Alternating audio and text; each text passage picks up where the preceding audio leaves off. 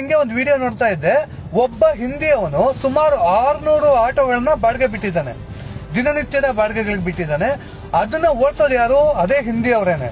ಯಾವುದೇ ಒಬ್ಬ ಬಿಹಾರಿ ಚಾಲಕ ಇವತ್ತು ಬೆಂಗಳೂರಲ್ಲಿ ಆಟೋ ಓಡಿಸ್ತಾ ಇದ್ದಾನೆ, ಅಥವಾ ಅಸ್ಸಾಂ ಅವನು, ಒರಿಸ್ಸಾದವನೇನು ವಲಸಿಗರು ಏನು ಆಟೋ ಓಡಿಸ್ತಾ ಇದಾರೆ, ಯೂನಿಫಾರ್ಮ್ ಹಾಕಲ್ಲ. ಯೂನಿಫಾರ್ಮ್ ಹಾಕಿದ್ರೆ ಒಂಥರ ಡಿಎಲ್ ಇರಲ್ಲ, ಡಿಎಲ್ ಇದ್ರೆ ಒಂಥರ ವೆರಿಫಿಕೇಶನ್ ಇರಲ್ಲ, ವೆರಿಫಿಕೇಶನ್ ಇದ್ರೆ ಡಿಸ್ಪ್ಲೇ ಕಾರ್ಡ್ ಇಲ್ಲ. ಇವೆಲ್ಲ ಇದ್ರೂ ಕೂಡ ಇದೆಲ್ಲವೂ ನಕಲಿ ಆಗಿರುತ್ತೆ. ಇಲ್ವಾ ಎಲ್ಲ ಒರಿಜಿನಲ್ ಆಗಿದ್ರು ಕೂಡ ಅದನ್ನ ತಗೊಬೇಕು ಅಂದಾಗ ಇದೇ ಪೊಲೀಸ್ ಇಲಾಖೆಗೆ 500, 800, 1000 ಈ ಮೂರಲ್ಲಿ ಒಂದು ದರವನ್ನ ಕೊಟ್ಟು ಸ್ಥಳೀಯ ಠಾಣೆಗೆ ಲಂಚವನ್ನ ಕೊಟ್ಟು ಸುಳ್ಳು ದಾಖಲಾತಿಯನ್ನ ನೀಡಿ ಈ ಪೊಲೀಸ್ ಅವರು ಯಾವುದೇ ರೀತಿ ಈ ವಲಸಿಗರ ದಾಖಲೆಗಳನ್ನ ಪರಿಶೀಲನೆ ಮಾಡಿರೋದಿಲ್ಲ. ಅದರಿಂದ ಆತ ಹೊರಗಡೆ ಬಂದು ಆಟೋ ಓಡಿಸ್ತಾ ಇದ್ದಾನೆ, ಕ್ಯಾಬ್ ಓಡಿಸ್ತಾ ಇದ್ದಾನೆ. ನಾಳೆ ದಿನ ಈ ಒಬ್ಬ ವಲಸಿಗ ಕರ್ನಾಟಕದಲ್ಲಿ ಅತ್ಯಾಚಾರ ಮಾಡಿದ್ರೆ, ಕಳ್ತನ ಮಾಡಿದ್ರೆ, ಕೊಲೆ ಮಾಡಿದ್ರೆ ಮಾಧ್ಯಮದಲ್ಲಿ ಏನಂತ ಪ್ರಸಾರ ಆಗುತ್ತೆ? ಕರ್ನಾಟಕದಲ್ಲಿ ಅದರಲ್ಲೂ ಕೂಡ ರಾಜಧಾನಿ ಬೆಂಗಳೂರಿನಲ್ಲಿ ಕ್ಯಾಬ್ ಚಾಲಕನಿಂದ ಅಥವಾ ಆಟೋ ಚಾಲಕನಿಂದ ಮಹಿಳೆ ಮೇಲೆ ಅತ್ಯಾಚಾರ, ಆಟೋ ಚಾಲಕನಿಂದ ಪ್ರಯಾಣಿಕರ ಬಳಿ ದರೋಡೆ. ಸ್ನೇಹಿತರೆ, ನಿಮ್ಮೆಲ್ಲರಿಗೂ ಗೊತ್ತಿರ್ಬೋದು, ಈಗಾಗಲೇ ರಾಜಧಾನಿಯನ್ನ ಸಂಪೂರ್ಣವಾಗಿ 95% ವಲಸಿಗರೇ ಈಗಾಗಲೇ ಆಕ್ರಮಣ ಮಾಡ್ಕೊಂಡ್ಬಿಟ್ಟಿದ್ದಾರೆ. ಆರಂಭದಲ್ಲಿ ಸೆಕ್ಯೂರಿಟಿ ಕೆಲಸದಲ್ಲಿ ಶುರುವಾಯಿತು. ಸೆಕ್ಯೂರಿಟಿ ಕ್ಷೇತ್ರವನ್ನ ತಮ್ಮ ವಶಕ್ಕೆ ಪಡೆದುಕೊಂಡಂತಹ ಈ ವಲಸಿಗರು ಕೇವಲ ಹಿಂದಿಯವರಲ್ಲ, ಎಲ್ಲಾ ರಾಜ್ಯಗಳಿಂದ ಬಂದಂತ ವಲಸಿಗರು ಈಗ ಕನ್ನಡಿಗರನ್ನ ಅಲ್ಪಸಂಖ್ಯಾತರನ್ನಾಗಿ ಈಗಾಗಲೇ ಮಾಡಿಬಿಟ್ಟಿದ್ದಾರೆ. ಅಂಗಡಿ ಆಗಿರ್ಬೋದು, ಅಥವಾ ಮಾಲಲ್ ಆಗಿರ್ಬೋದು, ಪೆಟ್ರೋಲ್ ಬಂಕ್ ಆಗಿರ್ಬೋದು, ಎಲ್ಲಾ ಕ್ಷೇತ್ರಗಳಲ್ಲೂ ಕೂಡ ದೊಡ್ಡ ದೊಡ್ಡ ಬ್ಯಾಂಕಿಂಗ್ ಹುದ್ದೆಗಳಿಂದ ಹಿಡಿದು ಕಟಿಂಗ್ ಶಾಪು ಅಥವಾ ಪಾನಿಪುರಿ ಅಥವಾ ಇನ್ಯಾವುದೋ ಒಂದು ಚಿಕ್ಕ ಪುಟ್ಟ ಎಲ್ಲಾ ಉದ್ಯಮ ಕ್ಷೇತ್ರಗಳಲ್ಲೂ ಕೂಡ ವಲಸಿಗರು ಈಗಾಗಲೇ ತಮ್ಮ ಆಧಿಪತ್ಯವನ್ನ ಸ್ಥಾಪನೆ ಮಾಡ್ಕೊಂಡ್ಬಿಟ್ಟಿದ್ದಾರೆ. ಎಲ್ಲಾ ಉದ್ಯಮ ಕ್ಷೇತ್ರಗಳಲ್ಲೂ ಕೂಡ ಕನ್ನಡಿಗರಿಗಿಂತ ಕಡಿಮೆ ಸಂಬಳಕ್ಕೆ ಕೆಲಸಕ್ಕೆ ಬಂದು, ಕನ್ನಡಿಗರಿಗಿಂತ ಹೆಚ್ಚಿನ ಸಮಯ ನಾನು ದುಡಿತೀನಿ, ನನಗೆ ರಜನೆ ಬೇಡ ಅಂತ ಹೇಳಿ, ನಾವು ಇಲ್ಲಿ ಒಂದು ಸರ್ಕಾರದ ನಿಯಮನೇ ಇದೆ, ಒಬ್ಬ ಕಾರ್ಮಿಕನಿಗೆ ಕನಿಷ್ಠ 800 ರೂಪಾಯಿ ನಿಗದಿ ಮಾಡಬೇಕು ದಿನದ ಕೂಲಿ, ಜೊತೆಗೆ 8 ಗಂಟೆಗಳು ಮಾತ್ರ ಕೆಲಸ ದುಡಿಸ್ಕೊಬೇಕು ಅಂತ ಹೇಳಿ ಕರ್ನಾಟಕದಲ್ಲಿ ಒಂದು ನಿಯಮ ಇದೆ. ಕಾರ್ಮಿಕರಿಗೆ ಸಂಬಂಧಪಟ್ಟಂತ ಒಂದು ನಿಯಮ ಇದೆ. ಆ ನಿಯಮದ ಪ್ರಕಾರ ಕನ್ನಡಿಗರು ನಡ್ಕೊಳ್ತಾ ಇದ್ದಾಗ ನಾನು 12 ಅವರಿಂದ 15 ಅವರ್ ಕೂಡ ಕೆಲಸ ಮಾಡ್ತೀನಿ, ನನಗೆ ದಿನಕ್ಕೆ 800 ರೂಪಾಯಿ ಏನ್ ಬೇಡ, 200 ರೂಪಾಯಿ ಕೊಟ್ರೆ ಸಾಕು ಅಂತ ಹೇಳಿ ವಲಸಿಗರು ಇವತ್ತು ಆರಂಭದಲ್ಲಿ ಬಂದವರು ಇವತ್ತು ಬಹುತೇಕ ಕ್ಷೇತ್ರಗಳನ್ನ ಈಗಾಗಲೇ ತಮ್ಮ ವಶಕ್ಕೆ ಪಡ್ಕೊಂಡ್ಬಿಟ್ಟಿದ್ದಾರೆ. ಬಾಕಿ ಇದ್ದಿದ್ದು ಒಂದೇ ಒಂದು ಕ್ಷೇತ್ರ, ಅದು ನಮ್ಮ ಆಟೋ ಚಾಲಕರ ಒಂದು ಕ್ಷೇತ್ರ. ಆಟೋ ಚಾಲಕರಾಗಿರ್ಬೋದು, ಕ್ಯಾಬ್ ಚಾಲಕರಾಗಿರ್ಬೋದು, ಚಾಲಕರ ಒಂದು ಕ್ಷೇತ್ರ ಏನಿದೆ, ಇದೊಂದು ಬಾಕಿ ಇತ್ತು. ಇದೊಂದು ನಾವು ಉಳಿಸಿದ್ರು. ಈ ಚಾಲಕರು ಸಂಘಟನೆಯವರು ಹಾಕಿದಂತ ವಿಡಿಯೋ ನೋಡಿದ್ದೆ. ಒಬ್ಬ 600 ಆಟೋಗೆ ಮಾಲೀಕ, ಜೊತೆಗೆ ಆ 600ಕ್ಕೆ 600 ಚಾಲಕರು ಕೂಡ ಈ ಬಿಹಾರಿಯವರು, ಅಸ್ಸಾಮು ಮತ್ತೆ ಒರಿಸ್ಸಾ ಭಾಗದಿಂದ ಇರತಕ್ಕಂತ ಚಾಲಕರು, ಹಿಂದಿಯವರು. ಇಲ್ಲಿ ಇದು ಕೇವಲ ಒಬ್ಬನ ಒಂದು ಉದಾಹರಣೆ. ಸಿಗಾಕೊಂಡಿದ್ದವನು ಮೊನ್ನೆ ಚಾಲಕರ ಸಂಘಟನೆಯವರಿಗೆ ಸಿಗಾಕೊಂಡಿರುವಂತದ್ದು. ಸಿಗಾಕೊಂಡಿರೋದು ಸಾಕಷ್ಟು ಜನ ಇದ್ದಾರೆ. ಇಲ್ಲಿ ವಿಚಾರ ಏನಪ್ಪಾ ಅಂತಂದ್ರೆ, ಹಿಂದಿಯವರು ಏನು ಒಂದು ಚಾಲನೆ ಮಾಡ್ತಿದಾರಲ್ಲ ಈ ಒಂದು ಆಟೋಗಳನ್ನ, ನಿಜವಾಗ್ಲೂ ಕೂಡ ಅವ್ರಿಗೆ ಪರವಾನಗಿ ಇದೆಯಾ, ಡ್ರೈವಿಂಗ್ ಲೈಸೆನ್ಸ್ ಇದೆಯಾ, ಅಥವಾ ಪೊಲೀಸ್ ವೆರಿಫಿಕೇಶನ್ ಇದೆಯಾ? ಸ್ನೇಹಿತರೆ, ನಿಮ್ಗೆ ಗೊತ್ತಿದೆಯಲ್ವಾ? ನನಗೆ ಗೊತ್ತಿಲ್ಲ. ಒಬ್ಬ ಯೆಲ್ಲೋ ಬೋರ್ಡ್ ಕಮರ್ಷಿಯಲ್ ವೆಹಿಕಲ್ ನ ಚಾಲನೆ ಮಾಡಬೇಕು ಅಂತ ಹೇಳಿದ್ರೆ, ಅದು ಆಟೋ ಆಗಿರ್ಬೋದು, ಕ್ಯಾಬ್ ಆಗಿರ್ಬೋದು, ಅಥವಾ ಇನ್ಯಾವುದೇ ಒಂದು ವಾಹನಗಳಾಗಿರ್ಬೋದು, ಹಳದಿ ಬಣ್ಣದ ಬೋರ್ಡ್ ಇರ್ತಕ್ಕಂಥ ಯಾವುದೇ ವಾಹನವನ್ನ ಚಾಲನೆ ಮಾಡಬೇಕು ಅಂತ ಹೇಳಿದ್ರೆ ಆತನಿಗೆ ಕೇವಲ ಡಿಎಲ್ ಇದ್ರೆ ಸಾಕಾಗಲ್ಲ. ಆತನ ಬಳಿ ಡಿಸ್ಪ್ಲೇ ಕಾರ್ಡ್ ಅಂತ ಒಂದು ಕೊಡ್ತಾರೆ.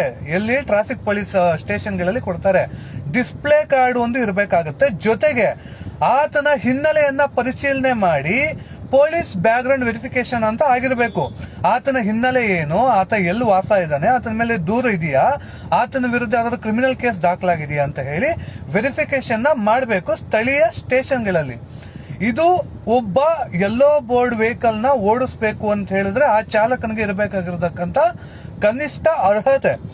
ಜೊತೆಗೆ ವಲಸಿಗರ ವಿಚಾರದಲ್ಲಿ ಏನ್ ಹೇಳುತ್ತಪ್ಪ ಕಾನೂನು ಅಂತ ಹೇಳಿದ್ರೆ, ಒಬ್ಬ ವಲಸಿಗ ಯಾರೋ ಔಟ್ ಸ್ಟೇಷನ್ ಇಂದ ಬರ್ತಾನೆ ಅಂತ ಹೇಳಿದ್ರೆ, ಹೊರ ರಾಜ್ಯದಿಂದ ಬರ್ತಾನೆ ಅಂತ ಹೇಳಿದ್ರೆ, ಕನಿಷ್ಠ ಅವನು ಕರ್ನಾಟಕಕ್ಕೆ ಬಂದು 2 ವರ್ಷಗಳಾಗಿರ್ಬೇಕು.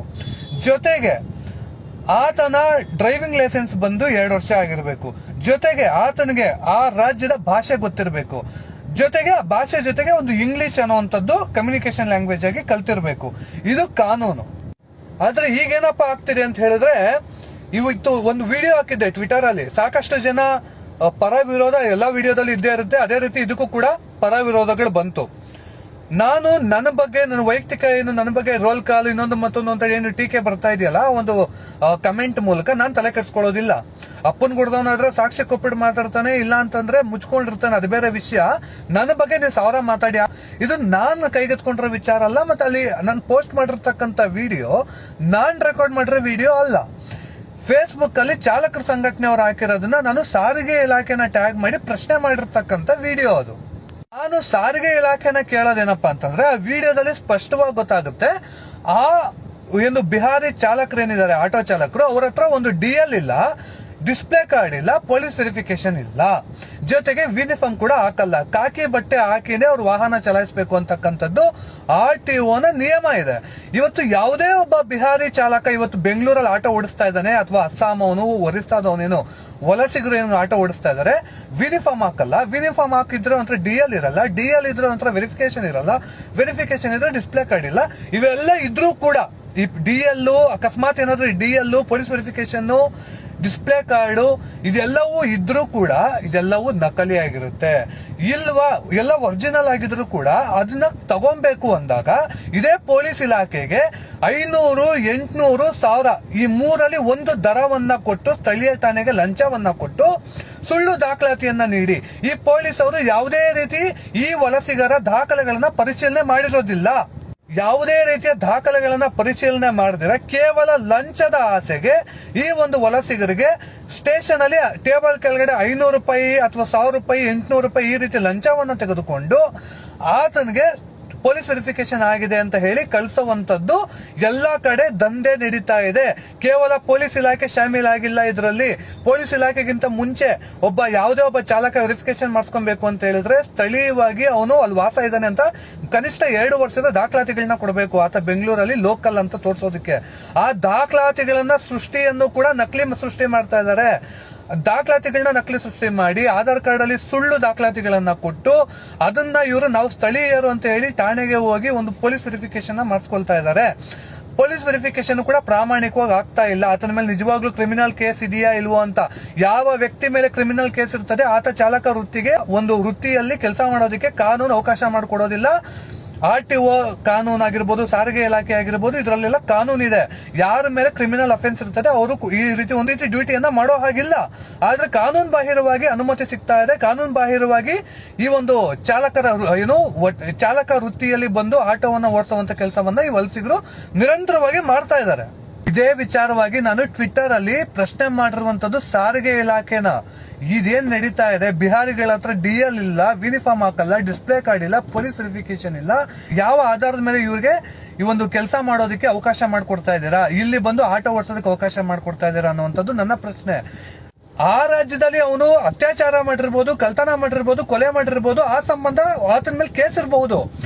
ಆತ ಆ ರಾಜ್ಯದಲ್ಲಿ ದುಡಿಯಕ್ಕಾಗಲ್ಲ ಅಂತ ಹೇಳಿ ಈ ರಾಜ್ಯಕ್ಕೆ ಬಂದಂತ ಸಂದರ್ಭದಲ್ಲಿ ಕೆಲವೊಂದು RTO ಭ್ರಷ್ಟ ಅಧಿಕಾರಿಗಳಿಂದ ಒಂದಷ್ಟು RTO ಬ್ರೋಕರ್ಗಳಿಗೆ ದುಡ್ಡನ್ನ ಕೊಟ್ಟು ಇಲ್ಲಿನ ದಾಖಲಾತಿಗಳನ್ನ ನಕಲಿ ಮಾಡಿ ನಾನು ಇಲ್ಲಿಯ ಸ್ಥಳೀಕನು ಅಂತ ಹೇಳಿ ದಾಖಲಾತಿಗಳನ್ನ ಕೊಟ್ಟು ಇಲ್ಲಿನ ಡ್ರೈವಿಂಗ್ ಲೈಸೆನ್ಸ್ ನ ಪಡ್ಕೊಂಡು ಅದೇ ಡ್ರೈವಿಂಗ್ ಲೈಸೆನ್ಸ್ ನ ಆಧಾರದ ಮೇಲೆ ಸ್ಟೇಷನ್ಗೆ ಹೋಗಿ ಒಂದಷ್ಟು ಭ್ರಷ್ಟ ಪೊಲೀಸ್ ಅವರಿಂದ ಅವರಿಗೆ ಒಂದು ಲಂಚವನ್ನ ಕೊಟ್ಟು ಪೊಲೀಸ್ ವೆರಿಫಿಕೇಶನ್ ಮಾಡಿಸಿ ಅಲ್ಲೂ ಕೂಡ ಪೊಲೀಸ್ ಅವರು ಯಾವುದೇ ರೀತಿ ಸ್ಥಳ ಪರಿಶೀಲನೆ ಮಾಡದಿರಾ ಪೊಲೀಸ್ ವೆರಿಫಿಕೇಶನ್ ಅಂದ್ರೆ ಪೊಲೀಸ್ ಅವರು ಅದನ್ನ ಎಲ್ಲಿ ವಾಸ ಮಾಡ್ತಾನೆ, ಎಷ್ಟು ವರ್ಷದಿಂದ ವಾಸ ಮಾಡ್ತಿದ್ದಾನೆ ಅಂತ ಹೇಳಿ ವೆರಿಫಿಕೇಶನ್ ಮಾಡಬೇಕು.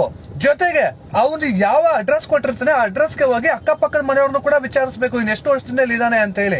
ಇದೆಲ್ಲ ಪೊಲೀಸ್ ಅವ್ರು ಮಾಡ್ಬೇಕಾರೋ ಪ್ರಕ್ರಿಯೆ. ಆದ್ರೆ ಪೊಲೀಸರು ಇದ್ಯಾವುದು ಮಾಡ್ತಿಲ್ಲ.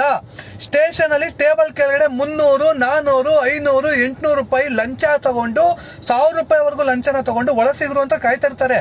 1000, 1500 ಕೂಡ ಲಂಚನ ತಗೊಂಡು ಕೂತಿದ್ದ ಜಾಗದಲ್ಲಿ ಪೊಲೀಸ್ ವೆರಿಫಿಕೇಶನ್ ಆಗಿದೆ ಅಂತ ಹೇಳಿ ಒಂದು ಸುಳ್ಳು ಸರ್ಟಿಫಿಕೇಟ್ ನ ಅಥವಾ ಒಂದು ವೆರಿಫಿಕೇಶನ್ ಆಗಿದೆ ಅಂತ ಹೇಳಿ ಒಂದು ಸರ್ಟಿಫಿಕೇಟ್ ನ ತಯಾರು ಮಾಡಿ ಪೊಲೀಸ್ ವೆರಿಫಿಕೇಶನ್ ಅಂತ ಹೇಳಿ ಆ ಚಾಲಕನಿಗೆ ಕೊಟ್ಟು ಕಳಿಸ್ತಾ ಇದ್ದಾರೆ.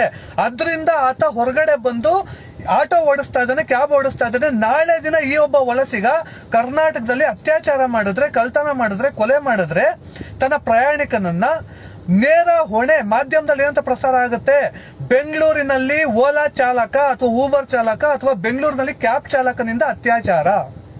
ಕೆಲವು ಭ್ರಷ್ಟ ಅಧಿಕಾರಿಗಳು, ಕೆಲವು ಭ್ರಷ್ಟ ಪೊಲೀಸ್ ಅವರು ಮಾಡುವಂತ ಕೆಲಸಕ್ಕೆ ಲಂಚ ತಗೊಂಡು ವೆರಿಫಿಕೇಶನ್ ಕೊಡೋದು, ಲಂಚ ತಗೊಂಡು ಡಿಸ್ಪ್ಲೇ ಕಾರ್ಡ್ ಮಾಡಿಸ್ಕೊಡೋದು, ಲಂಚ ತಗೊಂಡು DL ಮಾಡಿಸ್ಕೊಡೋದು, ಕೆಲವೊಬ್ರು ಭ್ರಷ್ಟ ಅಧಿಕಾರಿಗಳು ಮಾಡ್ತಾ ಇರುವಂತ ಕೆಲಸಕ್ಕೆ ನಾಳೆ ದಿನ ಆ ಅಪರಾಧ ಹಿನ್ನೆಲೆ ಉಳ್ಳಂತವನು, ಆ ರಾಜ್ಯದಲ್ಲಿ ಗಡಿಪಾರಾಗಿದ್ದಂತವನು ಇಲ್ಲಿಗೆ ಬಂದು ನಕಲಿ ದಾಖಲಾತಿಗಳನ್ನ ಈ ರೀತಿ ಎಲ್ಲ ಮಾಡಿ ಒಂದು ಆಟೋವನ್ನ ಓಡಿಸುವಾಗ ರಾತ್ರಿ ಸಮಯದಲ್ಲಿ ಮಹಿಳೆಯರು, ಅದು ಕನ್ನಡದವರಾಗಿರ್ಬೋದು ಯಾರೇ ಆಗಿರ್ಬೋದು, ಬೆಂಗಳೂರಿನಲ್ಲಿ ಮಹಿಳೆಯರು ಒಂಟಿಯಾಗಿ ಪ್ರಯಾಣಿಸುವಾಗ ಅಕಸ್ಮಾತ್ ಏನಾದ್ರೂ ಹೆಚ್ಚು ಕಮ್ಮಿ ಆಗಿ ಏನಾದ್ರೂ ಅತ್ಯಾಚಾರ ಆದಂತಹ ಕೆಟ್ಟ ಪ್ರಕರಣಗಳು, ಘಟನೆಗಳೇನಾದ್ರೂ ಘಟಿಸಿ ಹೋದಾಗ ಏನಂತ ಬರುತ್ತೆ ಹೊರಗಡೆ ಸುದ್ದಿ?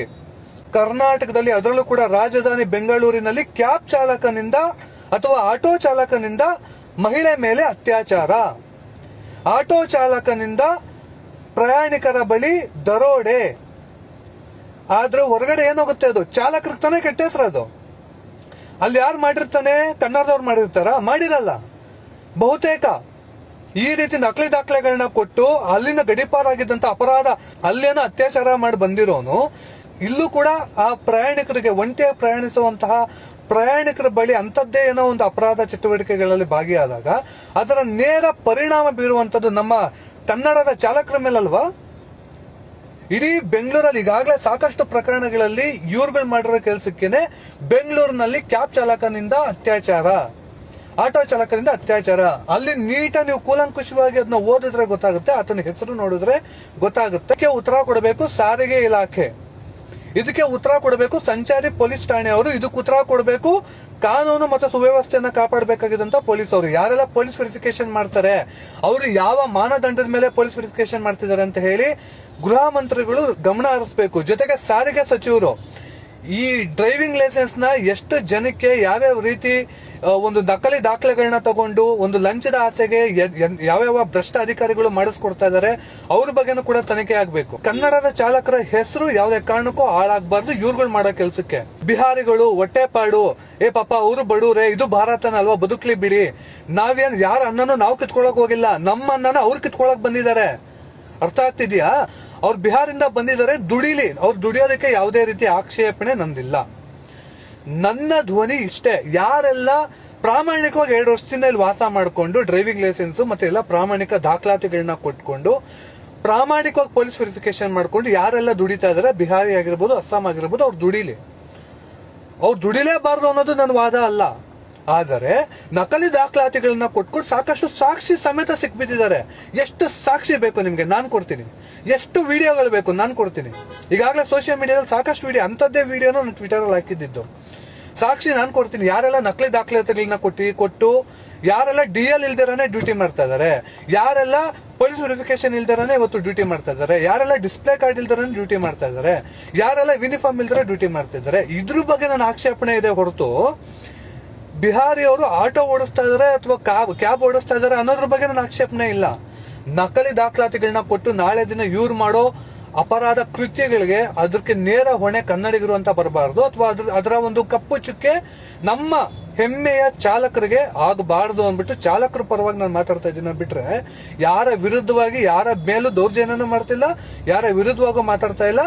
ನನ್ನ ಕಾಳಜಿ ಇಷ್ಟೇ, ನನ್ನ ಚಾಲಕರ ಮೇಲೆ, ನಮ್ಮ ನೆಲದ ಚಾಲಕರ ಮೇಲೆ ಯಾವುದೇ ರೀತಿ ಅವರು ಮಾಡಿಲ್ದಿರೋ ತಪ್ಪಿಗೆ, ಯಾವನೋ ಒಬ್ಬ ಬಿಹಾರಿ ಮಾಡೋ ತಪ್ಪಿಗೆ ನಮ್ಮ ಕನ್ನಡದ ಚಾಲಕನನ್ನ ಕೆಟ್ಟ ದೃಷ್ಟಿಯಿಂದ ಹೊರಗಡೆ ಯಾರು ನೋಡಬಾರದು ಅನ್ನೋದಷ್ಟೇ ನನ್ನ ಆಶಯ. ಎಲ್ಲರಿಗೂ ಒಳ್ಳೆಯದಾಗ್ಲಿ. ಧನ್ಯವಾದಗಳು.